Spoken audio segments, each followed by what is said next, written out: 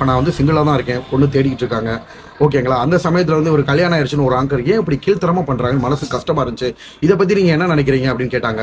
அவங்க பார்த்துட்டு waters congratulation சொன்னாங்க. திவ்யா, சிங்கிளாக தான் நான் இருக்கேன், நிறைய பேர் என்னை வந்து தவறாக வந்து பரப்பிக்கிட்டு இருக்காங்க, ஓகேவா? வீட்டில் அம்மா அப்பா பொண்ணு தேடிட்டு இருக்காங்க. என்னோட பிறந்த வருடம் வந்து 1988 ஓகேங்களா? வயசு வந்து பார்த்தீங்கன்னா சிவகார்த்திகேயனுக்கு நாங்கள் இளமை, சிவகார்த்திகேயனை விட இளமை.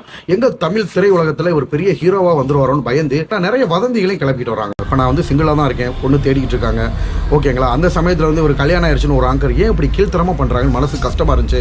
இதை பற்றி நீங்கள் என்ன நினைக்கிறீங்க அப்படின்னு கேட்டாங்க.